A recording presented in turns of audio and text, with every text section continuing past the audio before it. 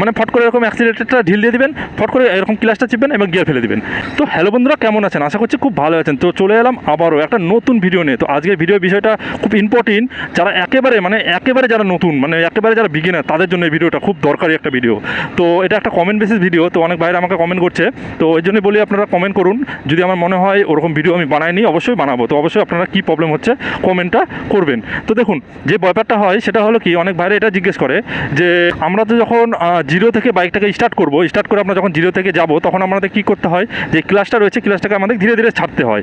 এইবার যখন আমরা স্পিডে যাব, দেখা গেলো আমি যখন জিরো থেকে এক গিয়ারে গাড়িটা বের করব, তখন আমরা কী হয়, যদি আমরা জোরে ক্লাচ ছাড়ি তখন তো আমাদের বাইকটা স্টার্টটা বন্ধ হয়ে যায়। এবার আমরা যখন স্পিডে যাব, মোটামুটি 30, 40, 50, 60, 70 যাব, তখন আমরা যখন গিয়ার ফেলবো তখন আমাদের ক্লাচটা ছাড়বো কীভাবে, ঠিক আছে? তখন আমাদের ক্লাচটা কত স্পিডে ছাড়লে হবে, না আমাদেরকে সেম পজিশনে ছাড়তে হবে। তো সব কিছু এই ভিডিওটা আলোচনা করবো। তো সেই জন্য ভিডিওটা অবশ্যই মনোযোগ দিয়ে শেষ পর্যন্ত দেখুন। ভিডিওটা আশা করি আপনাদের অনেকটা কাজে আসবে এবং আপনারা অনেক কিছু শিখতে পারবেন এই ভিডিওটা দেখে।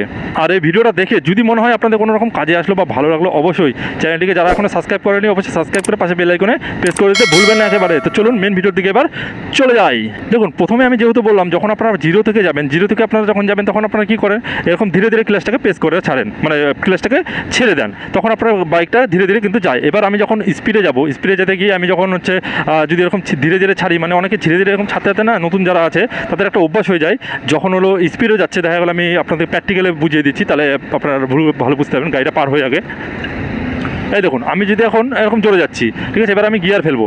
এবার গিয়ারে যখন ফেলবো তখন আমাকে কী করতে হবে, ক্লাচ প্রেস করতে হবে নিশ্চয়ই। আমাদের অ্যাক্সিলারেটর ঢিল দিয়ে ক্লাচ প্রেস করতে হবে। ক্লাচ যখন আমি প্রেস করবো তখন অনেকে কী করে, যারা অভ্যাস হয়ে যায় এরকম ধীরে ধীরে কিন্তু এরকম ক্লাচটা ছাড়ে, ঠিক আছে? তো এই ভুলটা আপনারা করবেন না। এটাতে কিন্তু ক্লাচ প্লেট একেবারে যাকে বলা হয় পুড়ে যাবে, একেবারে নষ্ট হয়ে যাবে। আপনাদের ক্লাচ প্লেট প্রিমিয়ামগুলো সব একবারে নষ্ট হয়ে যাবে এইভাবে যদি করেন।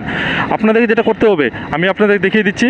এবারে দেখো আমি জোরে যাচ্ছি, আমি এবার গিয়ার ফেলবো, ঠিক আছে? এবার আমি জোরে যাই, জোরে যাই, আমি গিয়ার ফেলবো, দেখুন ফট করে আমি ছেড়ে দিলাম, কিছু হলো, স্টার্ট বন্ধ হলো।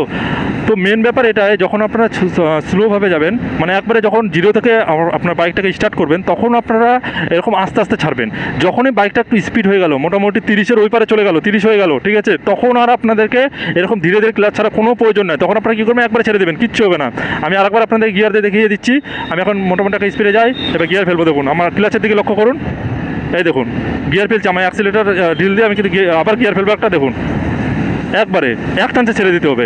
মেন ব্যাপার এটাই, যখন আপনারা স্লো মানে জিরো থেকে যখন আপনারা বেরোবেন তখন আপনাদেরকে ধীরে ধীরে ছাড়তে হবে। এবার যখন আপনারা স্পিডে যাবেন তখন কিন্তু আপনাদেরকে এরকম ধীরে ধীরে কাজ করলে হবে না, তখন আপনাদেরকে কিন্তু একেবারে খুব স্পিডে করতে হবে। খুব স্পিড বলতে মানে তখন একবারে হাওয়ার বেগে যাকে বলা হয়, মানে ফট করে এরকম অ্যাক্সিলারেটরটা ঢিল দিয়ে দিবেন, ফট করে এরকম ক্লাচটা চিপবেন এবং গিয়ার ফেলে দিবেন, একবারে ফট করে ছেড়ে দেবেন। তখন আর আপনাদেরকে ধীরে ধীরে যখন বেরোনোর সময় যেরকম করেন, বেরোনোর সময় তো সেরকম আপনাদের করতে হবে না, এক চান্সে করতে হবে, ঠিক আছে? আপনারা বুঝে গেলেন? তো আমি আরেকবার আপনাদেরকে রিভাইজ দিয়ে দিই, আপনারা আরও ভালো মতো বুঝতে পারবেন। যখন আপনারা জিরো থেকে বাইকটাকে বের করবেন তখন আপনাদেরকে ধীরে ধীরে ক্লাচ ছাড়তে হবে।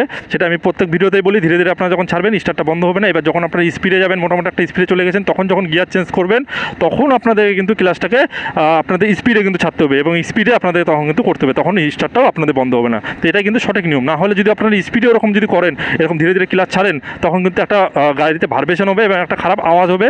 তো এটাতে আপনাদের কিন্তু ক্লাচ প্লেট রয়েছে, ক্লাচ প্লেটও কিন্তু প্রবলেম দেখা যাবে। তো এটাই ছিল আজকে ভিডিওটা কেমন হয়েছে অবশ্যই কমেন্টের মাধ্যমে জানাবেন। আর যারা এখনও সাবস্ক্রাইবটা করেননি অবশ্যই সাবস্ক্রাইব করে পাশে বেল আইকনে প্রেস করে দিতে ভুলবেন না। তো আজকের মধ্যে এতটুকুই। Thank you, take care and bye by.